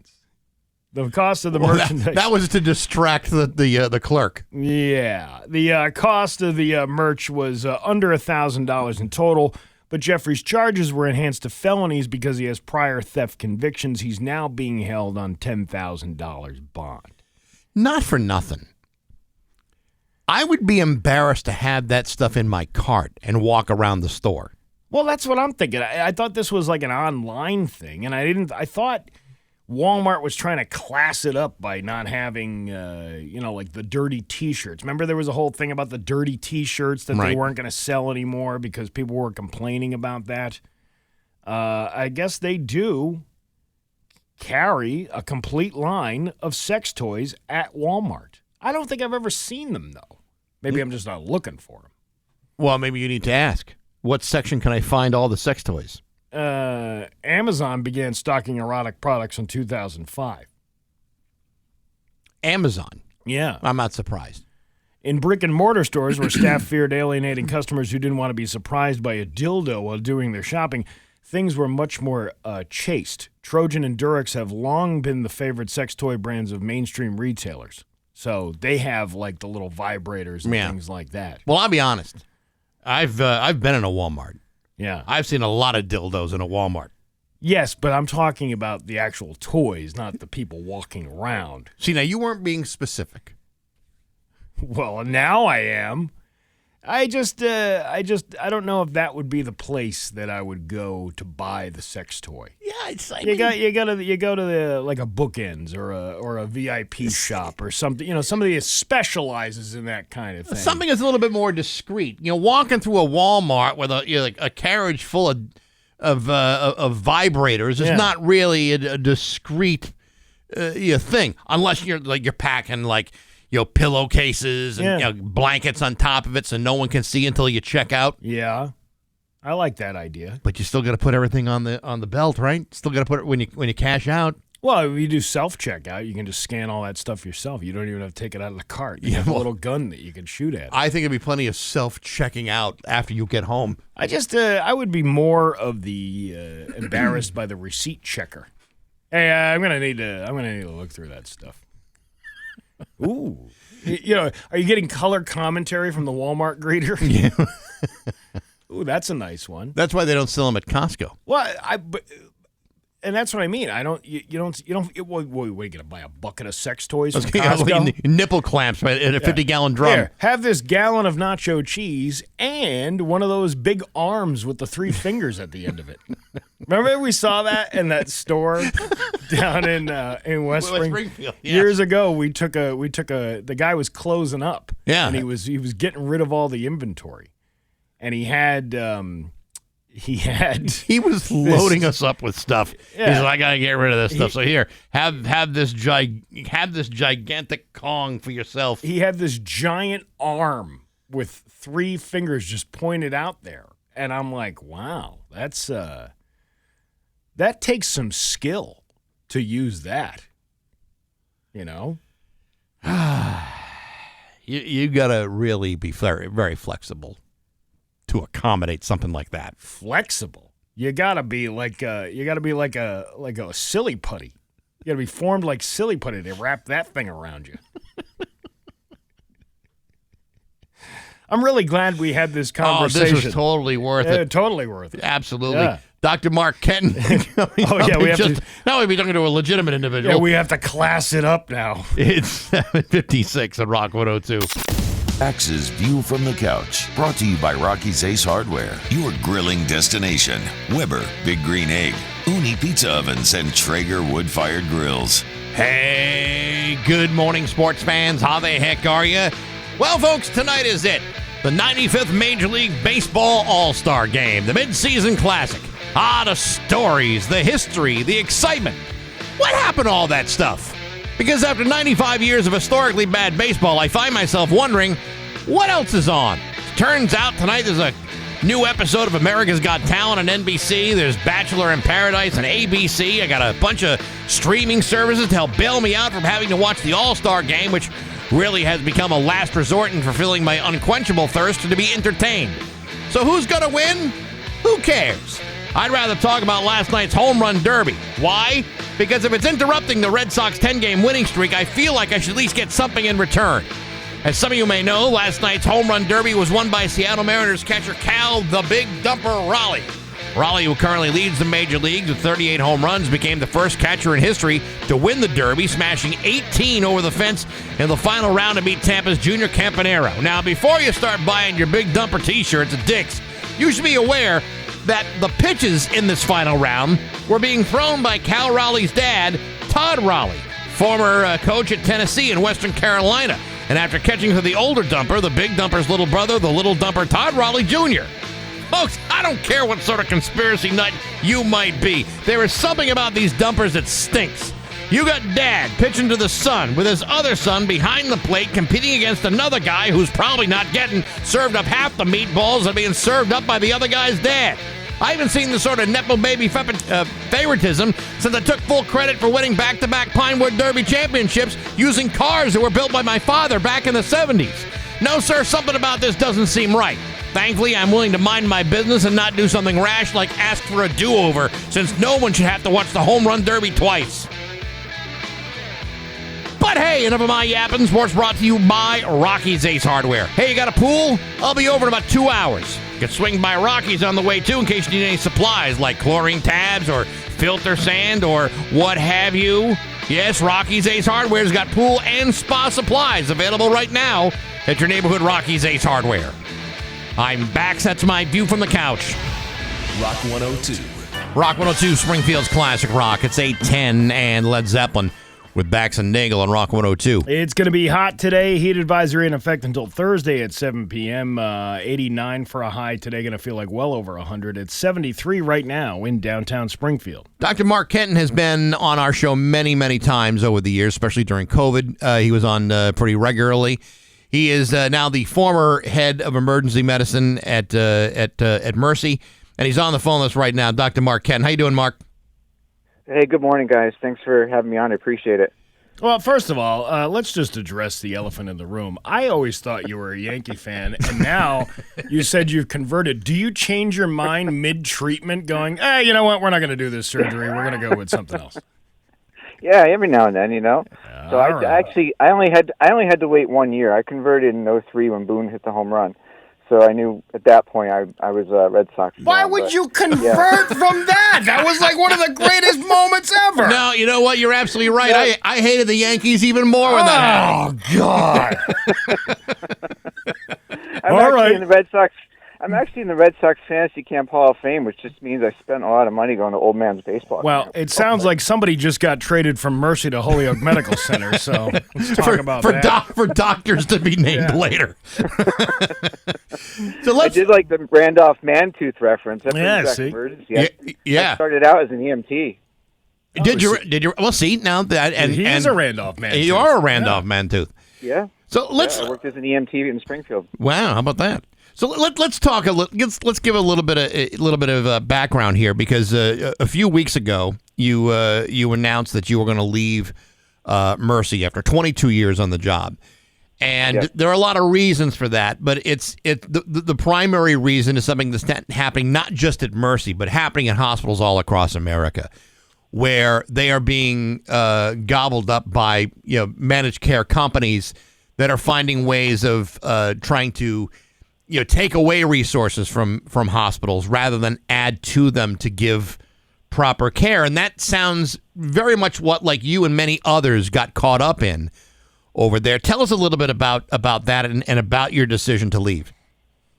Yeah, I think there really were multiple reasons, and healthcare is definitely changing, and the whole scenery of it, and not in many good ways, but I don't. It's not something where I think public bashing. There was some bad media a few months ago about the emergency department in Mercy, and the Trinity did a lot of really good things for me.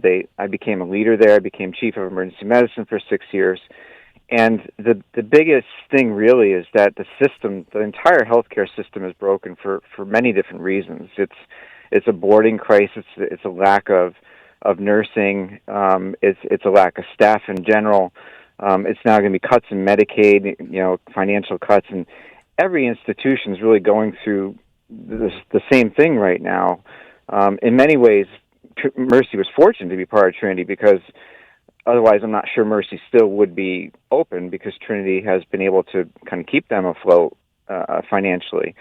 So I think every hospital is going through various things and different things, and I had multiple reasons to leave. A big reason really just became, I told my wife and family when I took the job 6 years ago that if I ever felt like it was affecting my health or affecting things at home, that it would be time to go. And we went away in South Africa on a safari, and you're watching elephants kind of walk in front of you and have this peacefulness, and said I kind of want that peacefulness at home too. And I came back and I resigned, and that was a big part of it. There's really multiple reasons, and the for-profit component, like the Steward healthcare system and Prospect in Connecticut, those are unbelievably horrific models that have put hospitals in Connecticut and Massachusetts out of business because of really greed within their systems and the way that they've operated. So the big thing is, while many of the providers have left the department at Mercy, I helped bring in a new group that has quality, board-certified emergency medicine physicians, and I think the care in the emergency department is still going to be outstanding. But there's a healthcare crisis, definitely, overall. Who is Holyoke Medical Center owned by? Is that their own entity, or is that... Yeah. Holyoke has maintained their independence, and they've said that they do not want to be bought out. And I am actually retired from emergency medicine. I decided to, and I took a job as chief of the occupational health department there. And one of my roles is really to grow that department and bring in businesses for occupational health. And Holyoke seems to be profitable, by investing back into themselves, and that's kind of an exciting thing, and that was one of the reasons I chose to kind of move in that direction. Not to get too into the weeds on this, but one of the things that you had mentioned or talked about, online in your announcement that you were leaving, is that in a very real way, medicine has become politicized, and now everyone wants to talk about new policies that are going to fix the system. And no one seems to understand the complexity of the system that they're talking about, because you're not just talking about insurance or Medicare or pharmaceuticals or staffing. It's everything. And there's really no one fix for everything. I think when government starts talking about ways they want to fix it, I don't think they're prepared to be the ones who do fix it. I think in some ways it really needs to be almost an internal change of approach rather than a government citing policy for everyone to follow. Oh, absolutely. Anytime you politicize something, you run into problems. I mean, we politicized COVID. COVID was a virus that didn't care if you were Republican or Democrat; it killed you. And we're politicizing healthcare now, and this big, beautiful bill that's being proposed is going to have significant cuts to Medicaid, which is going to affect hospitals all over the country. I mean, it potentially is going to shut down a lot of smaller hospitals that rely on that, and then where are people going to go for service? Well, then they're going to go to the emergency departments because that's the only place they can go, and that's the most expensive way to receive your health care is to go there. But there's not enough primary care physicians, there's not enough specialists, there's not enough nurses, and not only that with the bill, with cutting Medicaid, but there's other things in the bill, like, for example, capping the amount of money that students can borrow for education. So I think for a law school or medical school, you're capped at $200,000. Well, the average physician coming out of medical school now is about $400,000 to $500,000 in debt. So where do you come up with that additional $200,000 that you have to borrow, simply to pay for school? It's going to be private loans, or you have to be really wealthy going into school. So not only is it cutting money out of a system, but it's potentially limiting the number of people that are going to be going into the system as well. I know you didn't work for Bay State, but I want to use that as an example because, back in April they announced that they're eliminating 275 jobs, and granted, most of them were like administrative and clerical kind of things. But then they turn around and they say, well, we've been reporting 4 consecutive months of positive cash flow. We got a AAA credit rating from the Fitch rating agency, and all of these positive things that contradict what they say is a shortage in funds. Is that something that you've seen common among not just Bay State, but among other hospital organizations? I think, I read that too, that they were cutting positions and cutting, really a couple, I think $200 million. I think they're looking at cutting over the next, couple of years. I think that every system is looking for ways to cut money right now because the money's not coming in, and labor expenses are going up. So, for example, you have in Western Massachusetts, you have, Mercy, which is part of Trinity, Bay State, Cooley Dickinson, part of Mass General, and Holyoke. So you have 4 hospitals right there, and we're all competing for the same staff. We're all competing for the same nurses, same physicians.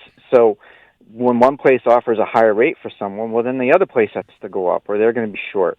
So the labor expenses are going up significantly, but it is contradictory when you do hear that, well, we've turned a profit in this quarter, but we're still negative. And I think it's kind of looking at the overall picture of what the expectation is that they're going to have at the end of the year as well, and where they're going to be based upon cuts and what they're going to receive. This is Dr. Mark Kenton on the phone. So you brought up a very interesting point about educational expenses for new doctors, and one of the things that is connected to it on the periphery is a lot of doctors, specialists in particular, have left the area because they're going to get paid more if they're working closer to Boston, or if they're working close to Hartford, or wherever it may be. For a while, there was a shortage of OBGYNs. There's been a shortage of psychiatrists. There's been a shortage of any number of practices in medicine in Western Mass. Like Western Mass has got are kind of in a crisis situation. You talk about the staffing problems of Mercy, and even Bay State has felt this too. It's one of the reasons why you may wait in an emergency room for many hours, is because the staff just isn't there. But Western Mass is at a disadvantage relative to other parts of the state. Well, absolutely. I was talking to my primary care physician yesterday. He said it's taking him a year to get someone into a dermatology appointment. If your diabetes, if your hemoglobin A1C is not over 9, you're not going to see an endocrinologist for 9 months. So every specialty is hurting here, and it's extremely difficult to recruit. And that's a huge problem. And, it not only from a nursing standpoint as well, but we talk about like wait times and people, complaining about wait times in the waiting room. A big part of that is, well, one, borders. So you can't get people upstairs because you don't have the nursing staff to take them upstairs. You have to figure out what to do with them from a specialist standpoint. If they need to see a neurologist, you may not have that person on staff and have to transfer them. So that takes a longer period of time. And you have a huge number of boarders who are elderly, need to go into maybe a rehab type of facility, which can take days for insurance companies to approve. And our psychiatric population has significantly grown, and we don't have enough mental health providers in this part of the state. So when you add that component and all these people are boarding in your emergency department as well, you can't bring people in from the waiting room, and then the waiting room backs up and people leave. So it's a combination not having enough of everything right now. And I'm not sure what the fix is, but the last thing we want to do is cut money out of the system, and that's unfortunately what the government's doing. Especially since you're talking about every aspect of medicine increasing in value. Supplies, medication. Basic therapies cost more now, and the reimbursements that doctors and hospitals get, are always being adjusted by insurance companies. It's a really difficult balance, and that's why I say some of this has to come from within the entire system, not just because the government mandates that it's so. Because I think it's that makes it. There's a very good possibility it becomes even less efficient that way. Yeah, absolutely, and I think it's hard for physicians to take on that leadership type of role because of their own responsibilities. And you don't see primary care physicians having their own practice anymore because they can't afford to have their own practice anymore. They can't afford, with the payment structure, to keep their lights on. So they have to become employees of hospitals and institutions, which then raises the expenses for an institution. So the same type of thing with emergency medicine. We went from private to employed, a number of years ago. Well, that became an expense for Trinity to do that because of having to staff the department. We have to put more emphasis on who we're choosing to lead and decisions to make. The Affordable Care Act, what is remaining of it, is going to be affected. But even when that came out, the problem with that is it only addressed a small part of the system. For example, it didn't take the medical legal component out of it. So you have to look at the entire system, and if you're going to leave the medical legal component in, we do a lot of defensive medicine. There's a lot of CAT scans that are done on people that, hey, if you still have abdominal pain tomorrow, come back and we'll reassess you, but I'd rather not give you 2 years' worth of radiation. But if you miss appendicitis, you're at risk for a lawsuit. So there's a lot of defensive medicine. So we need people to be more politically active. And, I think the one thing I've realized is that, the power of social media and what it can do. I wrote an article on EpiPens out of anger towards, patients not receiving them, and it went viral. It's amazing what people can do if you educate them in the right way. I can tell you, I love politics. I have an interest in it. I would love to run for Congress someday. I mean, if no, you don't want to do that. What are you talking? Hey, listen, it's bad enough you converted from being a Yankees fan to a Red Sox fan. Now you're going to become a doctor and a congressman? Get out of here! Who is this guy? It'll never work. Hey, that Peter Banko from Bay State wrote the book on what to expect when you're expecting. No, he copied the book. Well, yeah, that's right. Yeah. Dr. Marquette and I, we're running out of time, but I just want to say congratulations on the new job. I hope it works out great for you, and we do appreciate you always coming on the show whenever it's needed. Guys, thank you for everything you've done, and the power of laughter and its ability to heal. You do amazing things for a lot of people. Thank you, Doctor. We'll talk to you soon. Take care. All right, Bye. Dr. Marquette, and it's 8:26 on Rock 102. It's an equal opportunity employer. It's 8:29 with Bax and Nagle on Rock 102. Sully! We'll have the full forecast for you. Hey, this week on Baxy's Musical Podcast, my guest is Keith Murray from the band We Are Scientists. They got a brand new record that's coming out on Friday called Quantifying Miles. It's really, really good. They'll also be coming to the Drake in Amherst on September 5th. Wicked cool interview, really neat guy, and you can hear it on Apple Podcast, Spotify, the Rock 102 YouTube channel, rock102.com, wherever you find podcasts. It's all brought to you by Metro Chrysler, Dodge, Jeep, and Ram at Chicopee, and Rock 102 Springfield's Classic Rock. Let's see. Big news for your family member that still wears the Mickey Mouse watch as an adult. Uh-huh. Disney adults are getting their own dating app soon called Single Riders. Get it? Like the single rider at an amusement park? Sure. The beta version is set to launch later this year. A Disney superfan in Orlando is behind it. He goes by Joe the Bearded Nerd on social media. Mm-hmm. He says he came up with the idea 2 years ago after he got stood up on a date and went to a bar at Disney World to get drunk, which means he's loaded. You can't buy a drink. No. At Disney World without spending at least $30 on it. Yeah, I was going to say, cocktails like $20. That's good. Listen, it's the happiest place on earth, and what better way to drown your sorrows?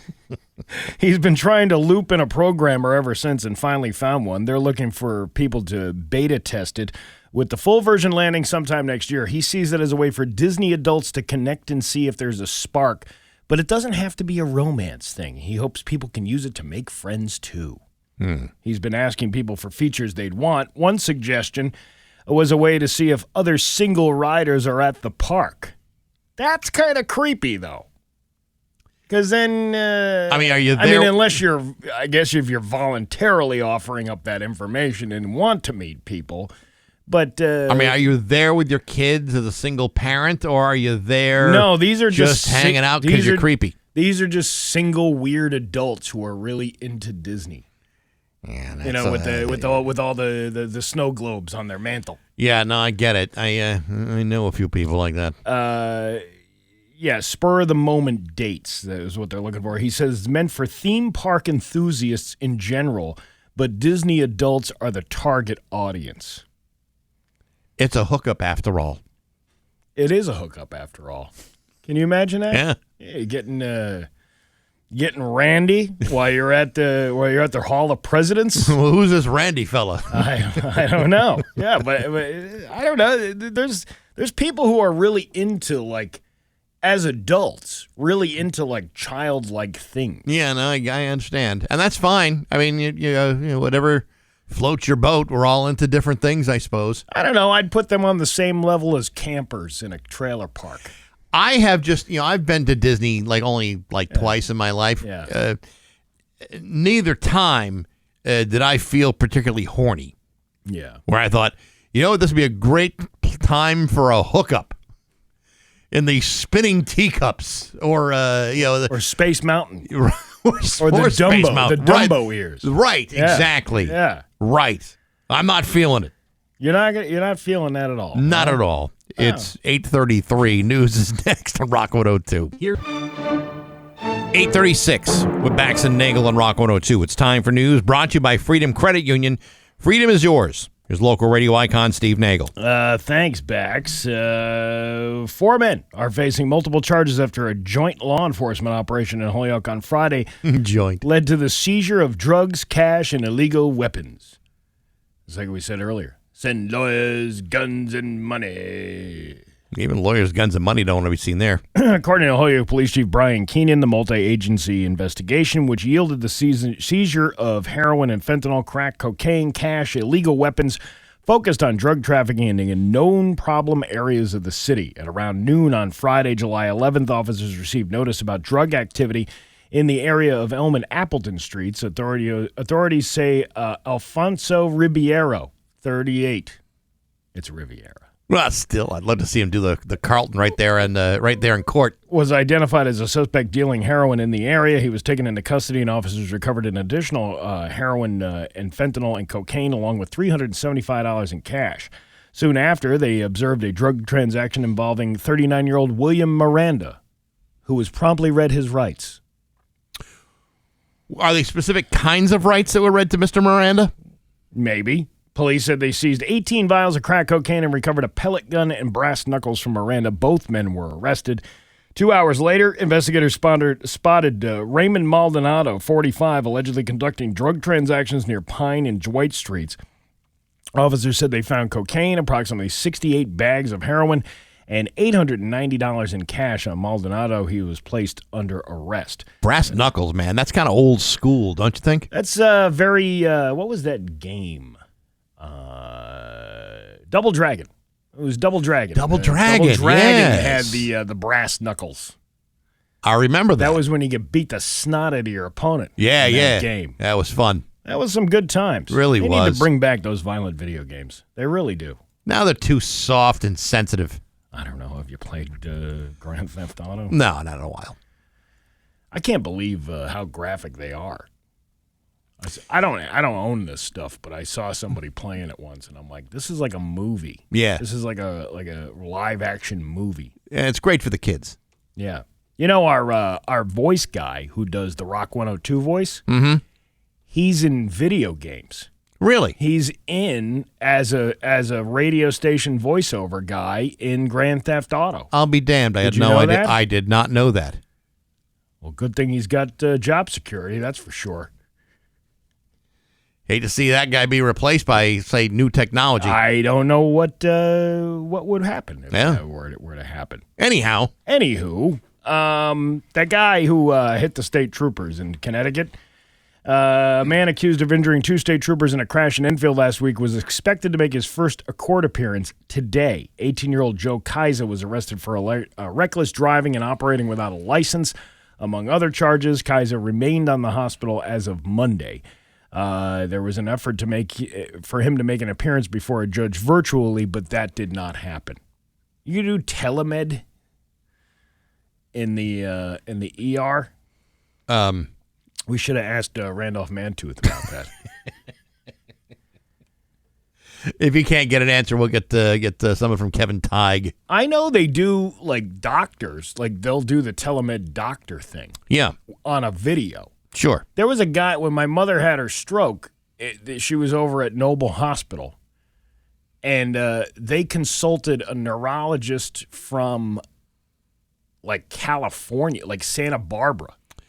Well, it was a virtual thing, and he electronically signs off on the medicine that they're supposed to give and all that other stuff, and you don't even need a doctor in the room with you anymore. You know, for some things, you need a doctor to be physically there. But, I mean, Mark Kenton's right. I mean, you've got shortages all over the place in Massachusetts, especially in Western Massachusetts, where specialists are, trying to find, jobs that pay more because they got so much debt to pay for, like, student loans and, malpractice insurance goes up. I mean, there used to be a time when you were a doctor, you were a pretty well-paid employee. But after all their expenses and the amount of time they have to spend, that's a lot. It's a lot, man. I mean, that'd be more like, I would not want to be a doctor today. I wouldn't want you to be a doctor any day.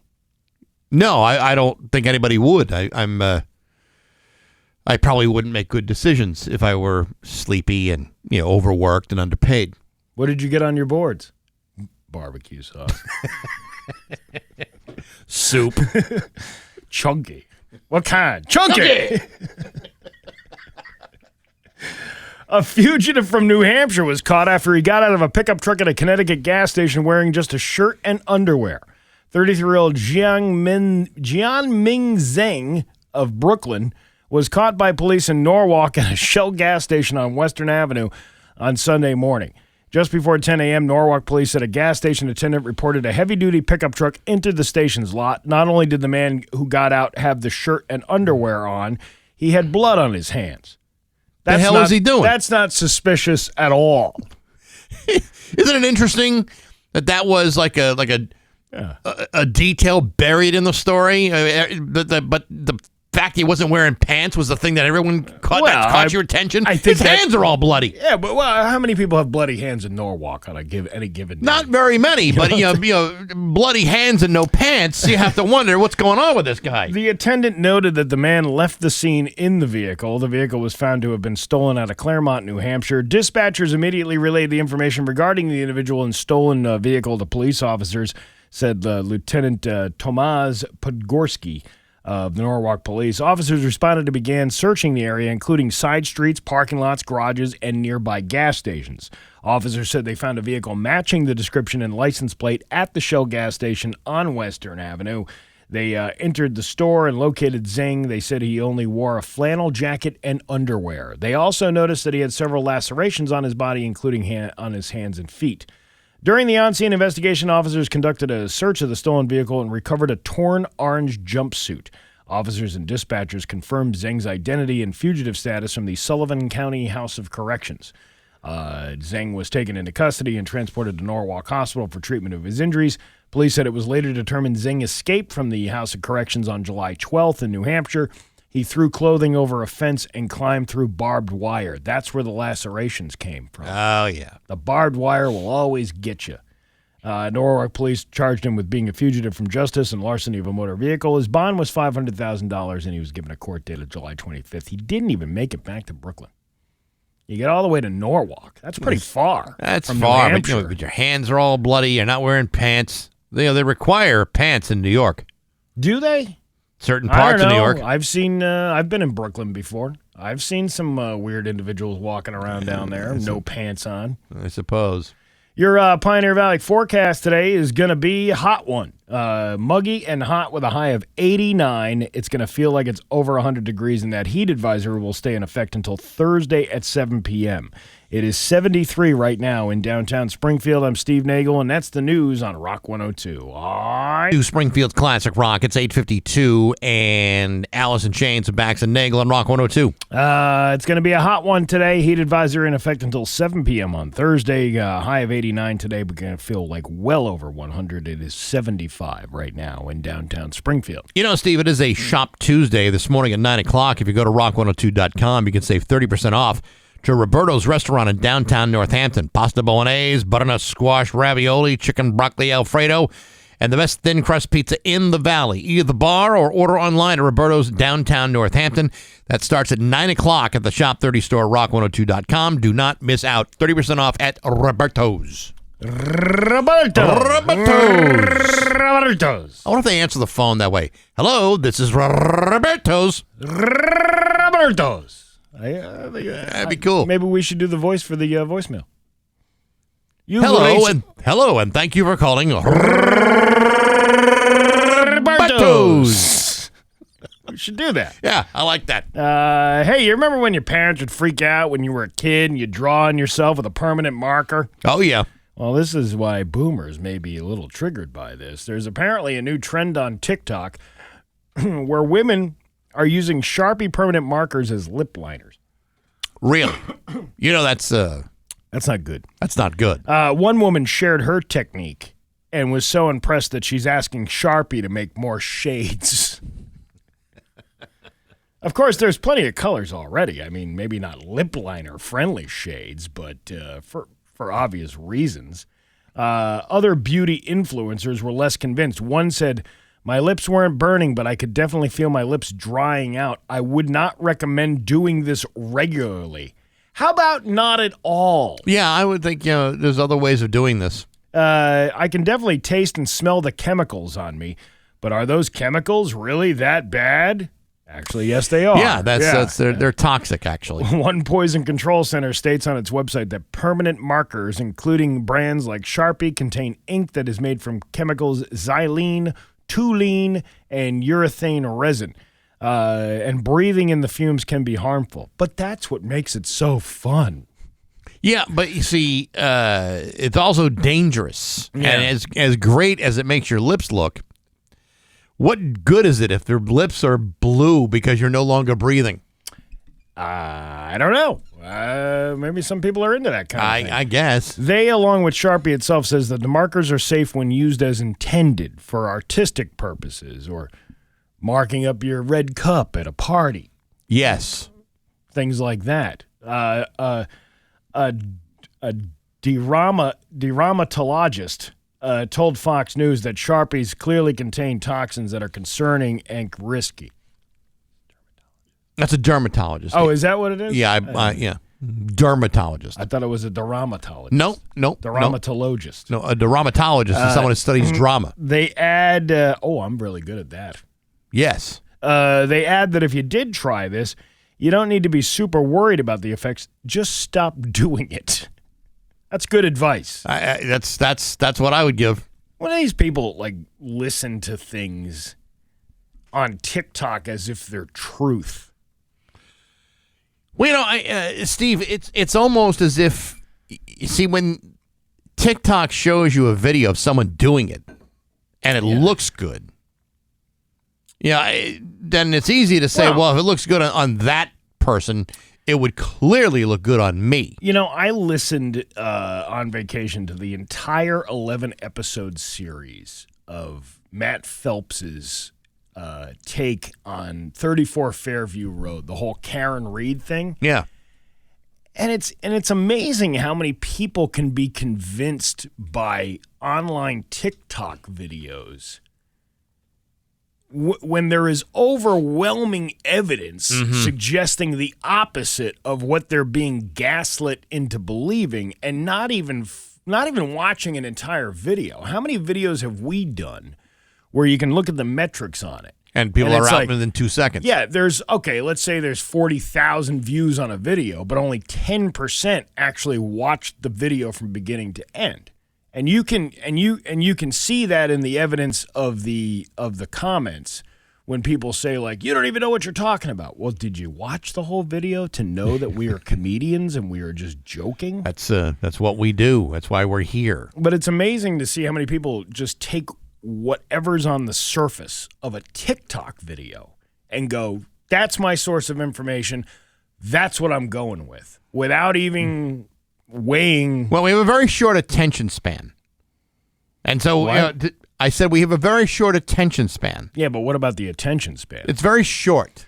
Yes, but when you're talking about attention spans, are they short or are they long? They're very, very short, Steve. We don't have the patience to sit through a long explanation for anything. So even if Matt Phelps has a podcast, which he's got a couple of them, and it's very, very good, most people aren't going to sit there and listen to an hour-long podcast about one thing in 11 episodes, unless it's really, really interesting. Well, but there are people who listen to those, but most people don't do that because their attention span. Should. I know they should, but most people 5 seconds and they're out.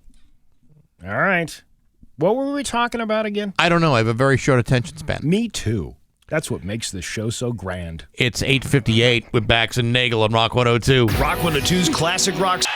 Rock 102, Springfield's Classic Rock. It's 9:10 and Kiss with Bax and Nagle on Rock 102. Hot, hazy, and humid today. Heat advisory in effect until Thursday at 7 p.m. Going to feel like well over 100 today. It's 75 right now in downtown Springfield. Are you ready for some Blood Facts Bax? Sometimes it's good, sometimes it's bad, sometimes it hits you in the nads. The backs of life. The backs of life. The backs of life. We're not all right, number one. Number one. No one knows the origin of the name 7-Up, which was first created in 1920. The last time someone shouted 7-Up around me, it was a gangbang, and I was number 8 waiting in line with a Gatorade and a half chub. I still don't know what the name means, but it ends with a cleanup.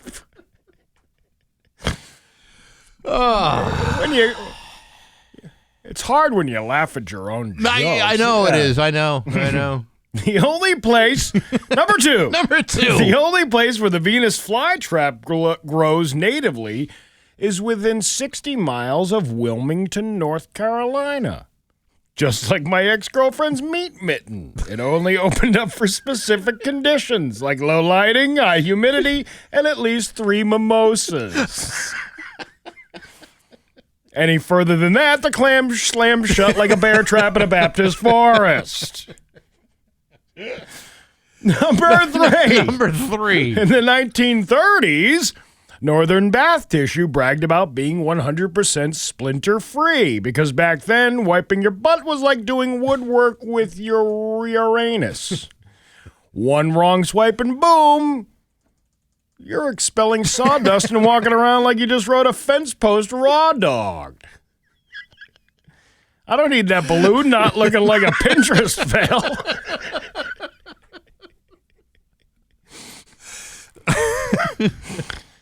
You ever have a leaky balloon? That's my business. Number 4. Number 4. Pine weevils place their feces next to their eggs to keep predators away. Did you know that? I had no idea. Same tactic I used in high school. Left a crusty sock by my bed so my mom wouldn't dig too deep and ask any more questions. All right, number 5. Wisconsin used to be spelled Wee-consin until the U.S. cleaned it up in the 1820s. Did you know that, I mister? didn't know that. Just like my buddy's girlfriend started at a Wisconsin after one tequila field trip to a truck stop glory hole. Government cleaned up the spelling, but you can still smell the cheese curds. And the bratwurst. And the bratwurst. And there you go. That's your fun facts for a Tuesday. Sometimes it's good, sometimes it's bad, sometimes it hits you in the nads. The Bax of Life. No Bax of Life. The Bax of Life. Bax and Nagle at Rock 102. GG Inks, screen printing and embroidery.